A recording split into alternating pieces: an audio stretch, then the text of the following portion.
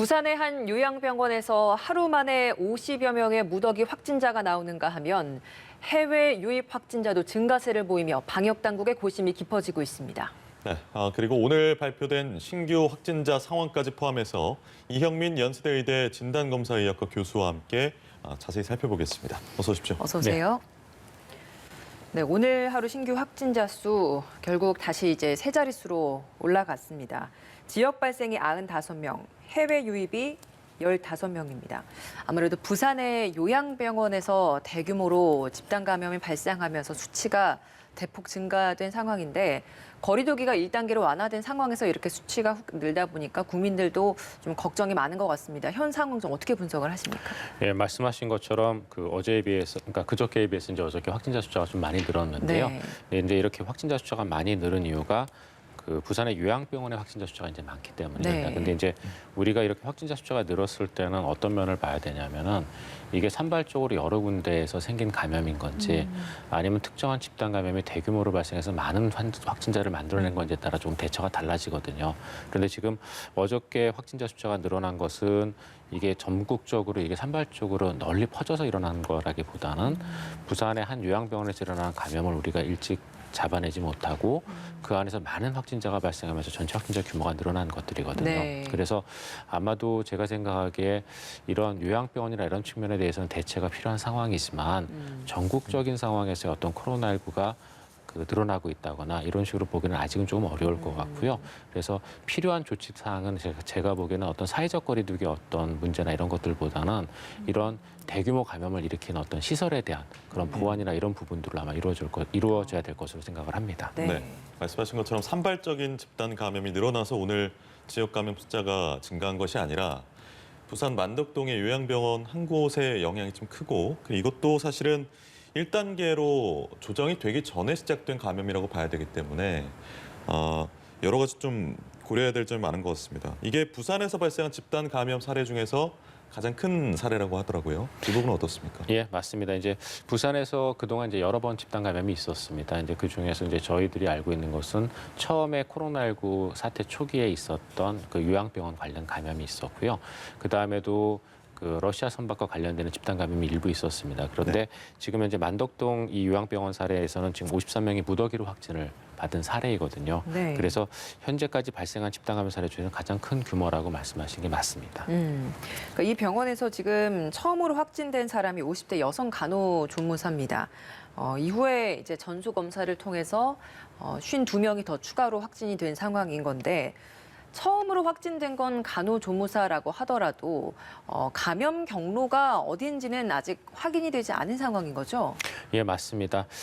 현재 지금 처음 확진된 분이 이제 그분인 거지 이게 이 감염의 규모나 이런 것들을 놓고 봤을 때는 네. 분명히 그 이전부터 감염이 있었을 가능성이 조금 더 높거든요. 그런 것들을 고려를 하게 되면은 이분은 그냥 처음 확진을 받았을 뿐이지 최초 이분이 시작된 건 아닌 걸로 생각이 되고요. 네. 방역 당국에서는 아마도 이제 출퇴근 직원이 감염일 가능성이 있다고 지금 보고 있는데 이제 그 이유가 저희가 근데 그동안 이런 요양병원이나 요양원에서의 집단 감염 사례가 굉장히 큰 피해를 초래할 것이라는 걸 알고 있었기 때문에 비교적 요양병원이나 요양원에 대해서 면회나 이런 부분들에서 굉장히 많은 제한을 가해왔었거든요. 네. 그래서 그런 부분들에 있어서 이제 면회객이라든가 또는 환자를 통한 처음에 감염 시작은 아무래도 일단 좀 가능성이 낮다고 생각을 하고 이런 지역사회하고 계속적으로 교류를 하고 있는 거는 아무래도 직원이다 보니까 직원 쪽이 조금 더 감염일 가능성이 높다라고 지금 파악을 하고 있는 것 같습니다. 이 병원도 지난 3월부터 면회가 금지돼 있던 상황이었다고 하더라고요. 네, 맞습니다. 그래서 네.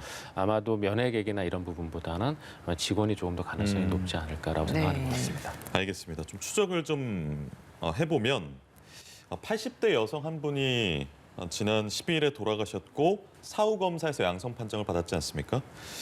그리고 지표 환자인 간호조무사가 7일에 이분과 접촉을 했고 8일부터 이제 증상이 발열이 나타났다고 합니다.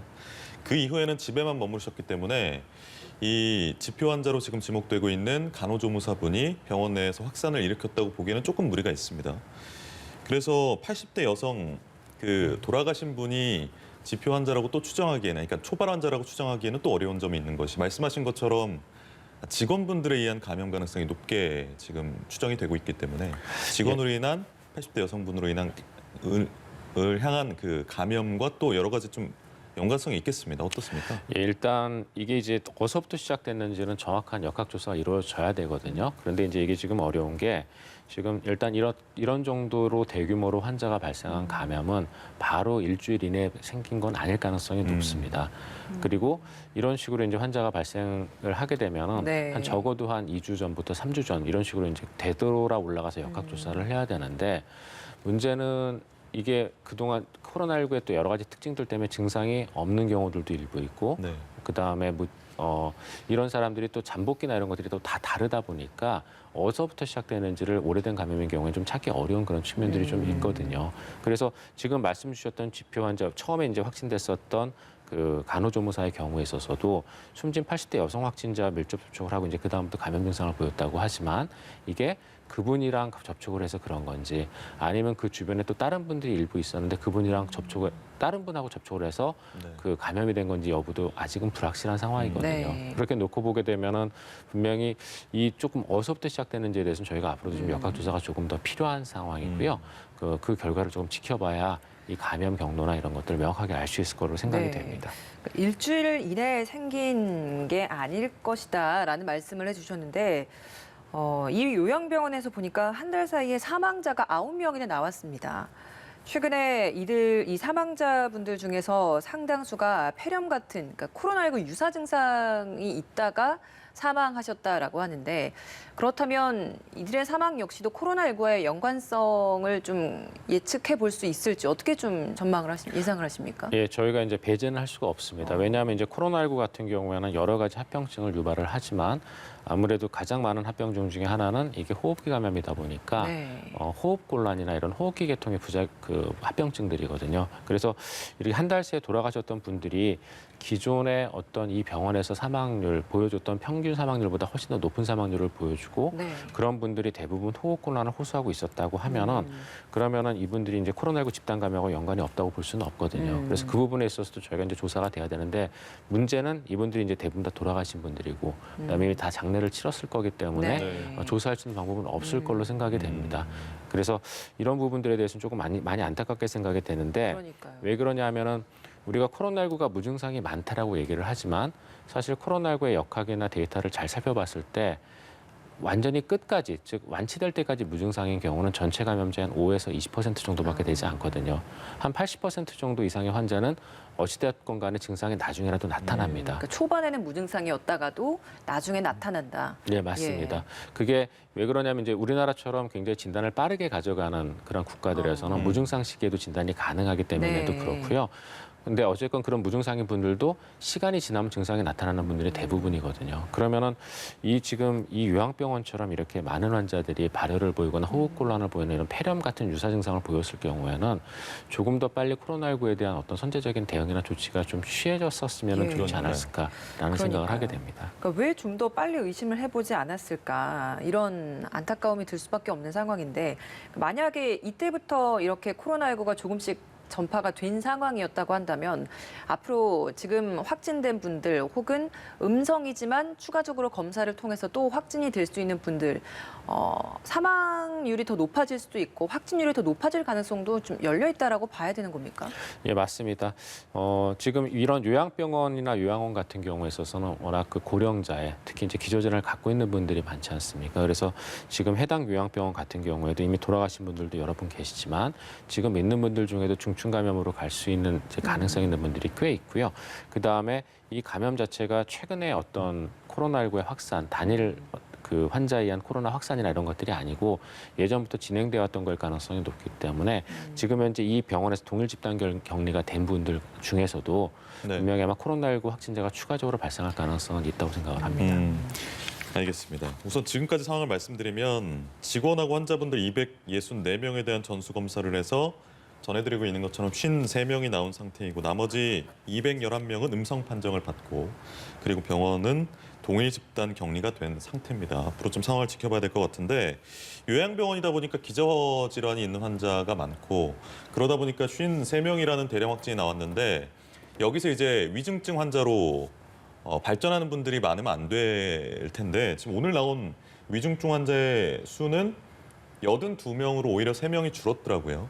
아직까지 여기 위중증으로 안 가신 건지 아니면 비교적 상태가 좀 양호하신 건지 어떻습니까? 근데 저희가 이제 코로나19에 확진되고 나서 위중증으로 갈 때까지는 조금 시간이 경과가 돼야 위중증으로 진행을 하거든요. 보통은 거기에 걸리는 시간이 통상적으로 한 일주일, 그래서 2주일 정도로 알려져 있습니다. 그렇기 때문에 현재 지금 확진받은 분들이 여러 위험 요소를 가지고 있지만 위중증으로 갈지의 여부는 아마도 향후 일주일 정도는 시간을 봐야지만 저희가 알 수 있을 거로 생각이 됩니다. 네, 그러면 부산 지역에 혹시 모를 이렇게 위중증 환자들의 증가를 고려했을 때 부산 지역의 지금 병상, 중환자용 병상은 어떤 편입니까 지금? 부산 지금 현재 부산 지역 같은 경우에는 제가 정확한 병상 수는 파악은 하지 못하고 있는데요. 네. 현재 전국적으로는 코로나19에 대비한 중환자 병상은 충분히 지금 현재 확보가 돼 있는 걸로 알고 있습니다. 조금 전에 말씀 주셨던 것처럼 그동안 거의 한 170명까지 증가했었던 위중증 환자 숫자가 지금은 좀 많이 감소한 상태라서요. 네. 전국적으로 봤을 때는 현재 지금 코로나19에 대비할 수 있는 그러한 격리가 가능한 그런 중환자실 병상이 적어도 70개 이상 남아 있는 걸로는 알고 있거든요. 그래서 지금 현재 부산 지역의 요양병원에서 대규모로 위중증 환자가 발생을 하더라도 전국적으로는 어느 정도 이제 이분들을 치료할 수 있는 여유는 있는데 문제는 이게 이제 부산 지역에만 국한되어 있는 게 아니고 전국으로 퍼져 있다 보니까 이런 분들 이송하거나 이런 부분에서 조금 문제가 생길 수가 있거든요. 그래서 아마 그런 부분들에 대한 대비를 이미 그동안 여러 경험을 겪어서 충분한 경험은 가지고 있겠지만 그래도 이런 분들을 전국으로 좀 혹시라도 다른 지역에 있는 그러한 중환자실로 이송할 경우에 대비해서 그런 부분들에 대한 대비가 조금 필요할 것 같습니다. 예. 부산 북구 지역에서 일단 요양병원들에 대한 선제 검사를 전수조사를 좀 실시하겠다라고 했고 북구 이후에 부산시 전체 차원에서도 전수검사를 실시하겠다고 했습니다. 수도권 역시도 병상을 중심으로 확진자들이 계속 나오다 보니까 요양병원에 대한 전수검사 실시한다라고 했는데 이렇다 보면 앞서 저희가 위중증 환자들에 대한 병상 충분한지에 대한 것도 다뤄봤습니다만 대량으로 갑자기 또 추가적인 확진자들이 발생할 가능성도 열려 있다라고 봐야 되겠습니까? 그 부분은 저희가 이제 전수조사를 좀 봐야 될 것 같은데요. 저희가 왜 그러냐 하면은 우리나라의 이제 의료 시스템을 놓고 봤을 때 우리나라의 의료기관이 한 9만 5천 개 정도 되거든요. 근데 그 중에서 요양병원의 개수가 한 1,577개, 그러니까 1,600개가 조금 안 됩니다. 네. 그러니까 굉장히 개수로 보면 적지만 이런 요양병원이 갖고 있는 병상 수를 보시게 되면은 우리나라의 병상 숫자가 71만 개가 조금 넘습니다. 근데 그 중에 요양병원 1,600개 정도가 갖고 있는 병상 수가 30만 개 정도 되거든요. 거의 전체 병상의 절반 정도에 그러게요. 가까운 병상을 몇 개 안 되는 요양병원들이 갖고 있거든요. 그래서 요양병원은 원래부터 이렇게 환자들이 밀집해 있으면서 굉장히 고위험군의 환자가 모여 있는 곳들이기 때문에 저희가 그동안 이 요양병원에 대한 주의가 필요하다고 얘기를 해왔던 거거든요. 예. 그래서 요양병원이 과연 지금 어느 정도 코로나19에 노출돼 있는지에 대해서는 아마 지금 현재 코로나19가 지역사회에서 많이 발생하고 있는 그런 지역 위주로 먼저 좀 선별 검사를 해서 봐야지만 알 수 있을 것 같고요. 혹시라도 다른 요양병원들도 이러한 코로나19 확진자 숫자가 나오게 된다면, 코로나19 확진자가 나오게 된다면은 아마도 말씀하셨던 그런 대량 환자 발생도 저희가 완전히 배제할 수 없을 거로 생각은 됩니다. 근데 그동안 이제 정부 쪽에서 지금 이번에 굉장히 안타까운 사례는 있었지만 그런 여러 가지의 것들을 걱정을 해서 요양병원들에 대한 관리는 지속적으로 해오긴 했었거든요. 예. 그래서 그게 어느 정도 효과가 있었는지를 좀 위험지역에 대한 전수조사를 통해서 좀 저희가 살펴봐야 될 것 같고요. 네. 그 결과를 좀 지켜보셔야 될 것 같습니다. 근데 이게 전수검사를 한다고 해도 만약에 오늘 전수검사를 받아서 그러니까 진료를 받아서 음성을 받더라도 내일 만약에 걸리시는 분들 같은 경우에는 전수검사에서 음성이 나왔다는 사실밖에는 모르시기 때문에 주기적으로 검사를 하지 않는 이상 좀 한계점이 있을 것 같아서요. 전수검사보다 좀 더 강화된 방안은 없겠습니까? 말씀하신 대로 전수검사가 제일 확실한 방법이긴 하지만 네. 그런 여러 가지 문제점들이 있거든요. 잠복기에 있는 사람들에 대한 문제라던가 또는 이제 자원을 계속적으로 사용하는 것들에 대한 문제점들이 있기 때문에 분명히 전수검사가 모든 답안은 되지는 않습니다. 완벽한 답안은 되지는 않습니다. 여러 가지 이제 보완책들이 필요하게 되는데 근데 그런 보완책들 중에서 사실 제일 중요한 거는 아까도 말씀드렸던 것처럼 코로나19 확진자라 하더라도 무증상이 전체 감염자 중에서는 5에서 20% 정도고 결국은 증상을 80% 이상은 발현을 합니다. 그러면은 언제든지 코로나19 확진자가 내 병원에 생길 수 있다라는 주의를 가지고 거기에 대해서 좀 면밀하게 지켜볼 수 있는 그런 시스템을 병원 내에 구축하는 게 일단은 제일 중요하거든요. 네. 예를 들어 지금 해당 요양병원 같은 경우도 지난 한 달 동안에 사망자들이 발생을 했고 여러 명이 그리고 그분들이 또 호흡기 계통 사망으로 그러니까 원인으로 사망을 그렇죠. 하셨거든요. 그러면은 이미 그 시점에서 거기에 대한 대응이 들어갔었어야 되는 상황이거든요. 근데 그게 조금 지연돼서 이제 이런 대량 감염으로 나타난 거기 때문에 전수조사가 하나의 도움은 될 수 있겠지만 일단 제일 중요한 거는 요양병원들에 대한 다시 한 번의 재교육들 그리고 코로나19를 의심할 수 있는 경우 어떤 경우에 의심할 수 있는지와 그런 의심 환자가 생겼을 경우에 어떻게 요양병원 안에서 대처해야 되는지에 대한 그런 교육들을 서둘러 하는 것이 일단은 시급할 것 같고요.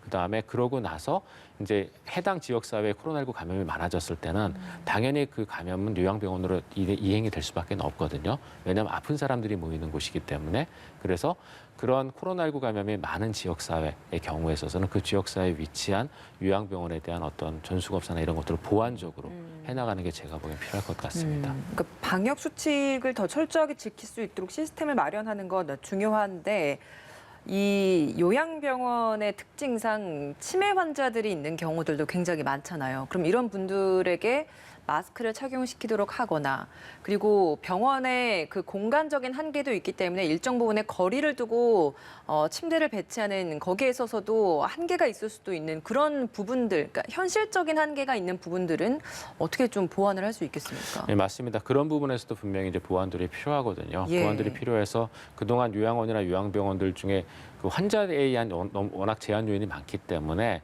아예 전파가 되지 않도록 사실 면회객들도 차단했던 부분들이 있습니다. 부분들이 있는데 근데 이런 것들은 언제까지 계속 진행할 수는 없거든요. 요양병원에 분명히 가족이 입원해 있는 상황에서 그렇죠. 그분들을 계속 못 보게 한다는 것도 어려운 일이기 때문에 말씀하셨던 요양병원의 가장 구조적인 부분들을 저희가 이제 그 개선을 해야 되는데 근데 그런 것들을 개선하기 위해서는 지금 해결해야 되는 문제가 요양병원의 급여 시스템부터 시작해서 굉장히 많은 부분들을 지금 손을 봐야 되는 상황입니다. 그래서 네. 그런 부분들은 이제 중장기적인 어떤 과제로 저희가 손을 봐야 될 것 같고요. 지금 가장 시급한 건 말씀드렸던 것처럼 요양병원 내에 환자가 발생했을 때 빨리 알 수 있도록 그런 시스템을 구축을 하고 그다음에 거기에 따라서 어떤 조치를 취해야 되는지 교육을 하고 그다음에 필요한 경우에 그 전체 환자나 또는 그 직원들에 대한 전수검사를 예. 시행함으로써 확진자를 찾아내는 알겠습니다. 그런 시스템을 보완해야 될 것 같습니다. 예, 교수님께서는 진단검사 의학과 또 교수님이시잖아요. 그러니까 이런 분야에서 좀 전문가이시기 때문에 관련해서 질문 하나만 드리고 주제를 넘어가겠습니다.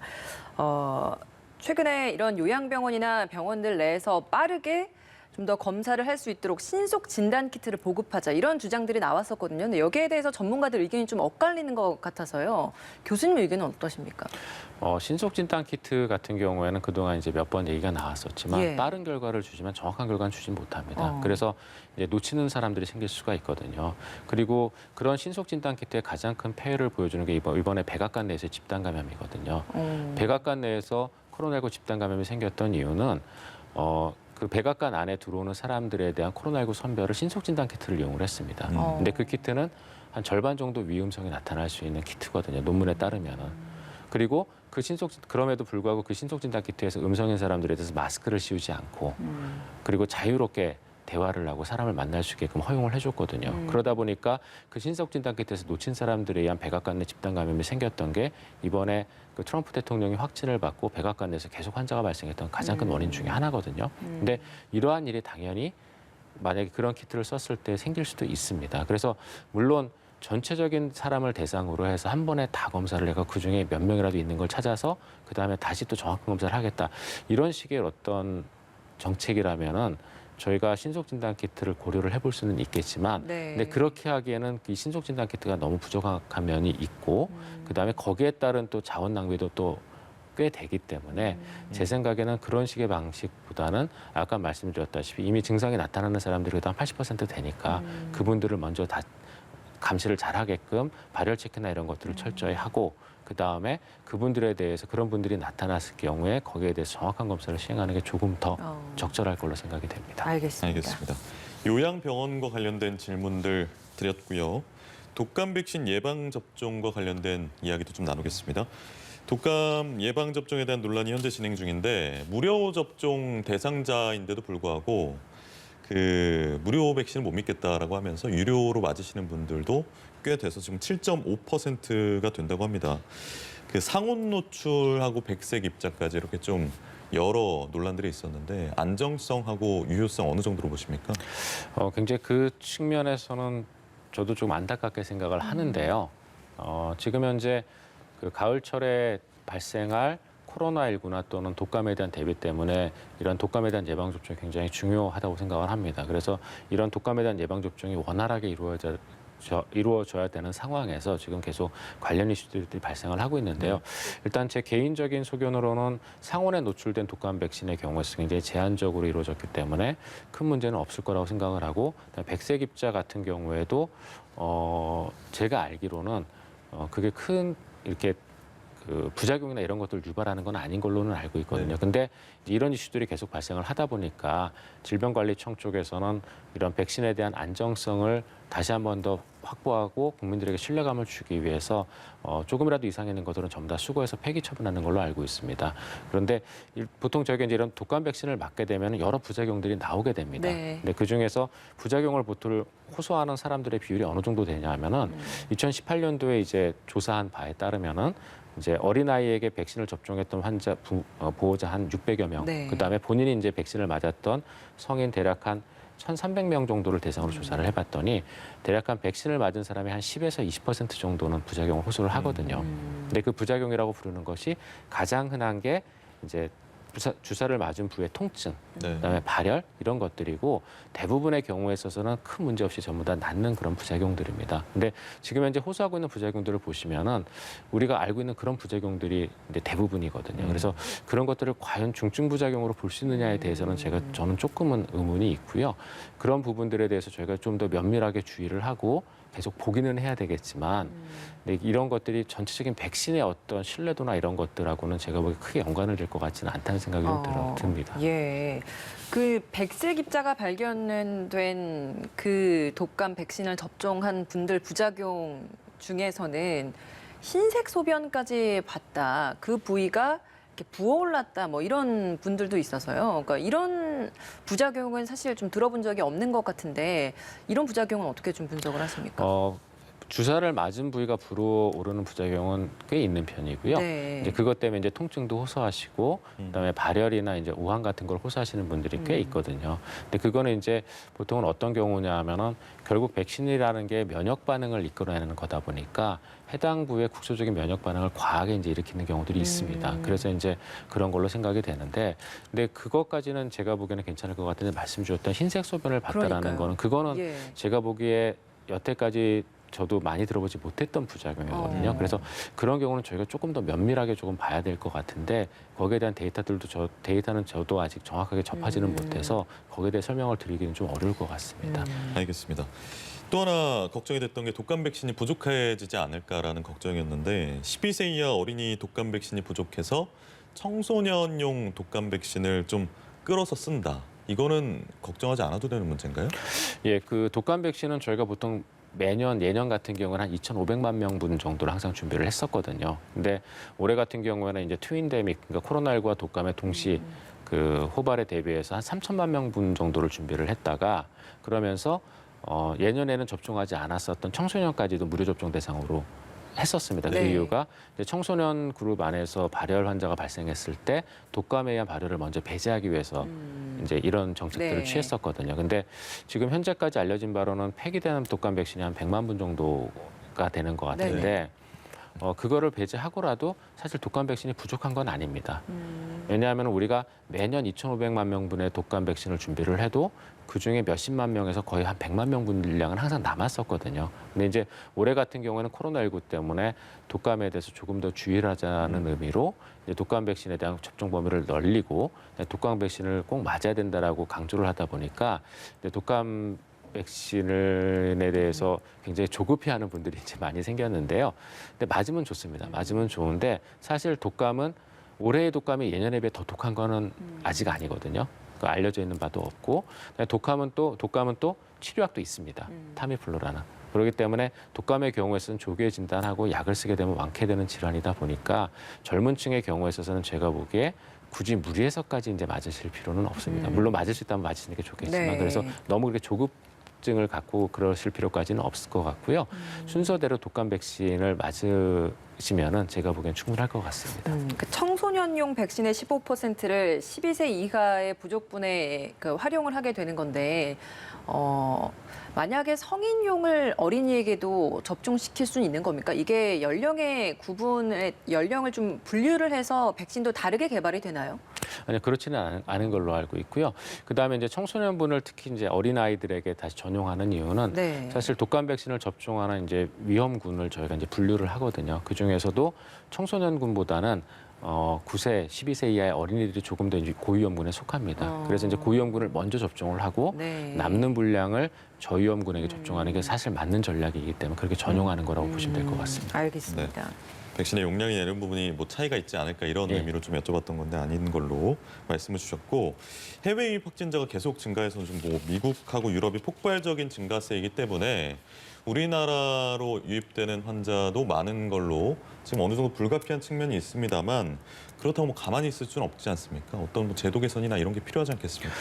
해외에서 유입되는 환자가 늘어나는 거는 이제 해외 쪽에서 계속 이제 2차 서지가 일어나고 있습니다. 미국 같은 경우도 일일 환자 발생 숫자가 한 3만 명대까지 줄었다가 지금 다시 5만 명대로 증가를 했고 유럽 같은 경우도 지금 계속 연이어서 2차 유행에 의한 확진자 숫자가 많이 나오는 상황이거든요. 그래서 여기에 대한 대비가 필요한데 여기에 대한 대비는 사실 우리나라 그동안 잘 해오고 있었습니다. 그래서 공항에서부터 들어오면서 앱을 설치하고 전화번호를 확인하고 14일에 자가격리를 시키고 그다음에 입국한 지 3일째 검사를 한 번 하고 자가격리 해제될 때 검사를 하고 그래서 완벽하게 지키고 있었는데 문제는 이제 두 가지의 문제가 아직 남았는데요.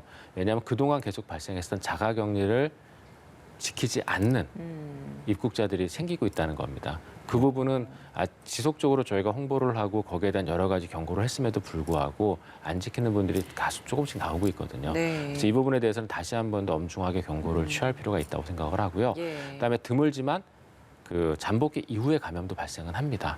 그래서 잠복기가 끝났다고 하더라도 본인이 코로나19 해당되어지는 증상이 나타나는 경우에는 반드시 마스크 착용하고 본인 방역수칙을 잘 지킨 뒤에 검사를 받도록 다시 한 번 더 교육을 하는 것도 필요할 걸로 생각이 됩니다. 예, 다행히 아직까지는 뭐 검역 과정 혹은 임시 생활시설에서 자가격리 도중에 확진 판정 받는 사례들로서 국한되어 있습니다만 그럼에도 이탈자들로 인한 확산을 막기 위해서 관리가 필요하다라는 이야기 마무리해 보겠습니다. 이영민 연세대 의대 진단검사의학과 교수와 함께했습니다. 고맙습니다.